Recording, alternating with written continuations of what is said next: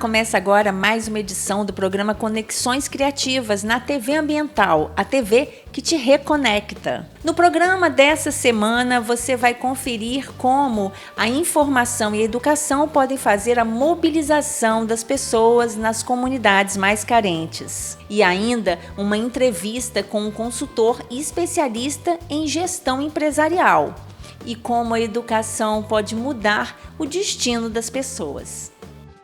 No momento que estamos vivendo dessa insegurança toda com a pandemia, o empresário e palestrante Lucas Fonseca aponta que o melhor caminho é olhar para frente, olhar para o futuro, pensar em saídas, visualizar um mundo melhor. Na entrevista com o empresário e palestrante Lucas Fonseca, vamos saber da sua história de vida inspiradora, que tem a comunicação como caminho que o trouxe até se tornar um empresário e educador. O maior patrimônio que os jovens podem usufruir neste momento é sonhar cada vez mais, acreditar mais na sua capacidade de imaginar um futuro. Se nós olharmos somente para o presente, os jovens também experimentam esse desafio, começa a faltar argumentos para vencer e para alcançar seus objetivos.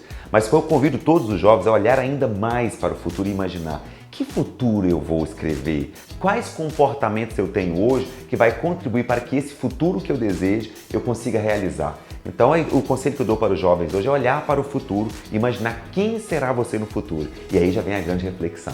Quando você começa a imaginar quem será você no futuro, você precisa mudar o seu presente. Porque se mantivermos os mesmos comportamentos, teremos sempre os mesmos resultados. E foi assim que você estabeleceu a sua caminhada, né? Você que tem uma história de muita superação, foi desse modo, olhando para o futuro? Na verdade, olhar para o futuro é a única saída que eu tinha. Quando eu olhava para o presente, era muito desanimador, era muito sem referência, as pessoas não estavam acreditando naquilo que eu buscava em algum momento. Então eu usei até como uma técnica, o que me movia naquele presente que agora é passado, árduo, de desafio, de superação, era exatamente criar o futuro. E o que mais me deixa realizado hoje, que me fez realmente encontrar o meu propósito, é quando eu olho para o meu atual presente, eu vejo que eu estou vivendo aquela vida que eu sonhei lá no passado. Então por isso que eu falo para vocês que estão assistindo que é importante você idealizar o seu futuro. O primeiro lugar que acontece a realização do seu projeto, do seu objetivo, da meta que você almeja, é na sua mente. Então nós estamos hoje vivendo a adversidade, o presente está desafiador, mas qual será o futuro? O que eu vou fazer nesse futuro? Então olhar para o futuro, além de dar a gente, dissociar a gente daquele momento desafiador do presente, dá a gente a consciência. Eu preciso mudar agora, eu preciso continuar andando, eu preciso ter clareza do que eu quero lá para você caminhar ao encontro do seu sonho, não atrás do seu sonho. Você, Lucas, é uma inspiração para esses jovens, né? Porque você teve uma história de dificuldades, né? Como é que começou lá atrás o Lucas Fonseca? Me conta um pouco assim, em que lugar você estava e aonde você chegou. Quando eu olho para a minha história, eu olho para o passado, eu olho até com muita gratidão por ter acreditado em mim. Se eu pudesse voltar atrás, eu faria tudo de novo. Mas foi uma história realmente de muito desafio, de um jovem adolescente, semi-analfabeto, alguém que não tinha condição financeira, cultural, cheio de limitações, de crenças, imposições, padrões, que eu precisei quebrar todos esses paradigmas. E era bastante solitário isso. Seria lindo dizer agora, mas lá no passado tinha alguém me apoiando, alguém que acreditava em mim. Não. Às vezes era muito solitário mesmo. Então quando eu olhava para o futuro e imaginava que eu seria palestrante, que eu seria treinador, era um palco solitário. Era às vezes eu ter que trabalhar comigo, acreditar ainda mais em mim, porque o cenário que eu pertencia não condizia com a realidade que eu buscava para mim. Só que dentro da gente existe um cenário que a gente quer criar. Então quando eu olho para o Lucas do passado, eu diria para ele: Lucas, saia mais rápido daí. Vai viver o seu legado, vai ver o seu objetivo. Talvez eu demorei um pouco mais para alcançar os meus objetivos, que eu me mantive ainda dentro de uma crença que eu deveria convencer as pessoas a acreditarem que era capaz. E depois eu percebi não, que aquela história, que aquele legado era a minha história, não era a história das pessoas que estavam comigo. Então é importantíssimo, quando eu olho para o passado, de todas as superações que eu enfrentei, de tudo que eu vivi, mas dentro de mim tinha aquela luz acesa, que eu seria quem eu sou hoje. Lucas, conta um pouco dessa história. Você tinha 17 anos, em que lugar você estava?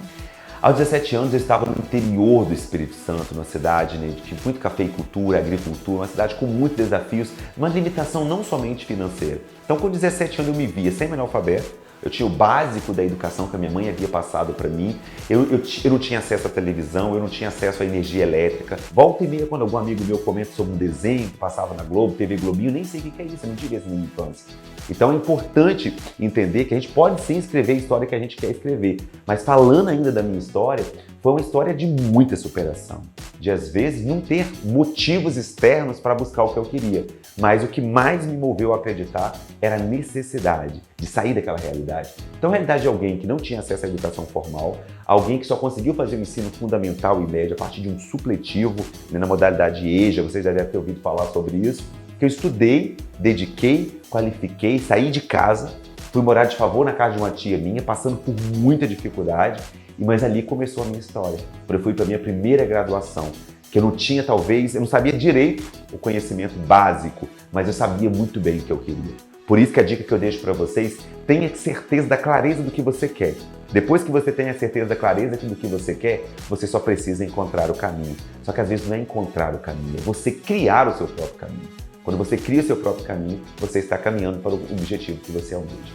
E hoje você está à frente de uma instituição de educação, trabalhando e formando pessoas. Como é isso, né? Realmente é vencer, né?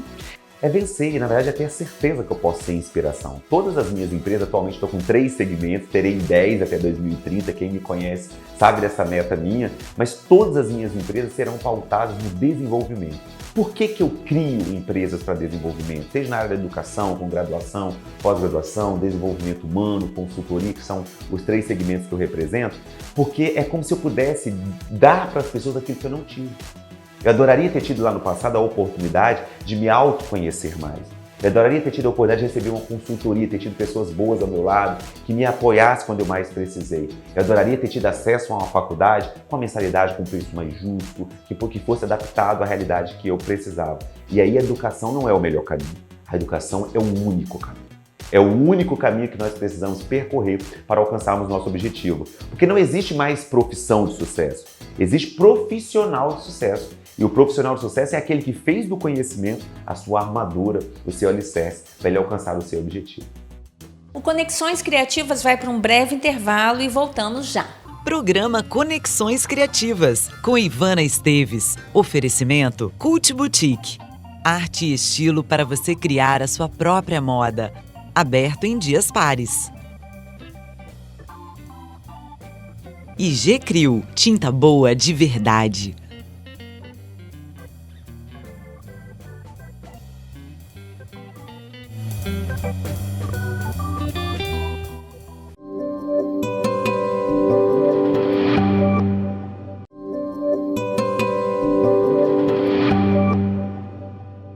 Na entrevista que vocês vão conferir agora, nós vamos falar de vendas, processos de vendas, de marketing, no momento em que a roda está girando, não se sabe muito bem para que lado ela vai girar e onde isso tudo vai dar. O melhor caminho é buscar um consultor de empresas.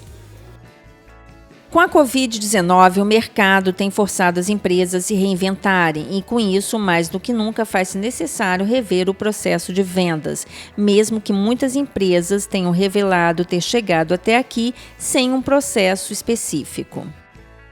Olha, eu acho que o processo de vendas garante o principal objetivo que todo trabalho de marketing e vendas tem, que é trabalhar a atração, a retenção e o engajamento dos clientes hoje. E esse processo ele merece ser revisto, né? Nesse novo normal que a gente está vivendo aí agora, eu acho que é importante a gente dar uma olhada para isso, para ver se de fato nós estamos cumprindo com essa missão. Estou atraindo os meus clientes da forma correta e atual? Estou engajando eles da melhor maneira? Eles estão atentos à minha proposta de valor? Eu estou conseguindo realmente conversar de igual para igual com o meu cliente, igual eu conversava antes? Eu acho que isso é fundamental enquanto a gente está falando de processo de vendas.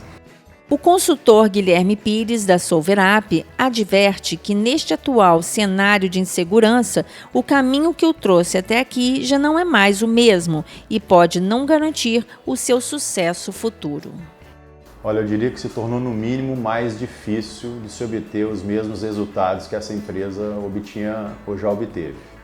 Eu de fato conheço empresas grandes que faturam cifras importantes, que caminharam até hoje sem ter o processo de vendas. Mas ao construir o processo de vendas, ela se deparou com uma assertividade muito maior e com menor gasto de energia. Então eu acho que já é um ganho por si aqueles que fazem opção por possuir um processo de vendas, por revisar o processo de vendas, atualizar o seu processo de vendas. Agora, no momento atual, eu acho que seria assim, uma aventura, né? A gente não olhar para dentro do nosso negócio hoje e entender ou buscar entender se de fato o meu processo de vendas de antes ele continua 100% atual e se ele merece alguma mudança, porque o esforço já é muito grande, né? Uma oferta abundante de produtos e serviços, hoje na palma da mão o cliente consegue sair de casa e já fazer as suas escolhas, de ser abordado o tempo todo. E será que nós estamos realmente atualizados com todo esse momento? Será que a sua empresa está realmente tranquila ou ela não precisa de vender mais e de vender melhor, que é o desafio de todo mundo? Então eu fortemente recomendo, né, que esse exercício seja feito. É um exercício simples, mas de tamanha importância. E justamente por ser simples, Ivana, é aí que as pessoas pecam.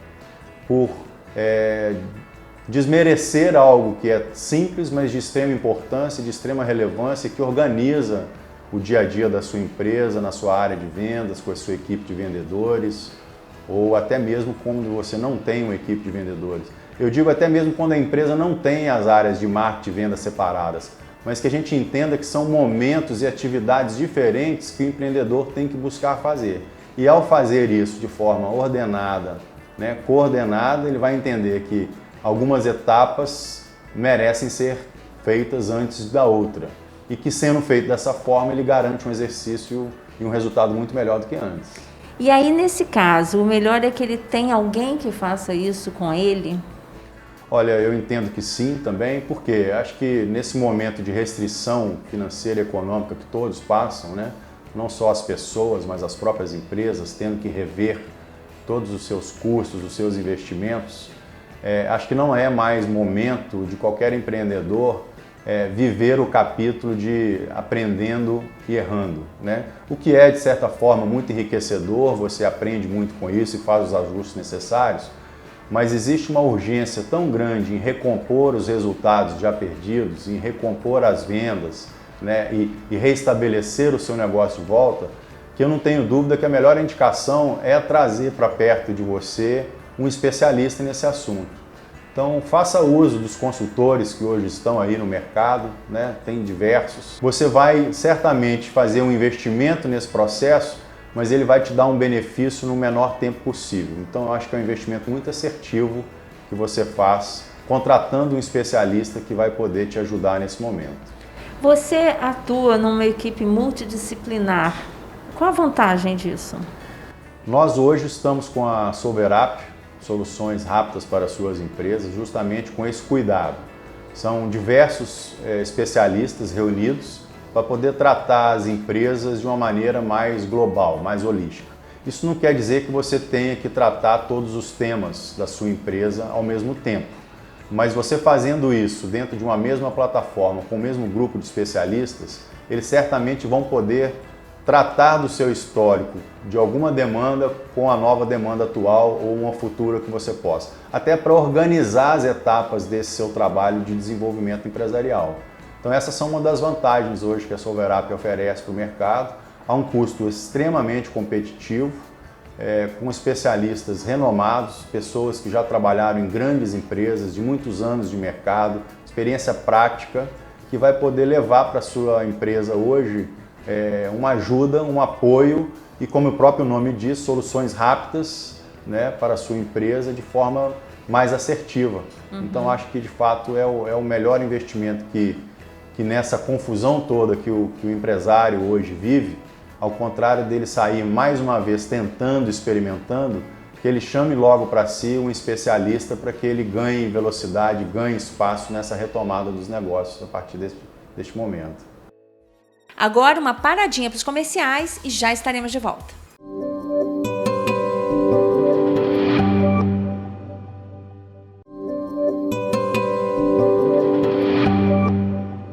O Instituto de Arquitetos do Brasil, Seccional Espírito Santo, entrou em parceria com outras entidades para conscientização em relação ao Covid-19 na periferia.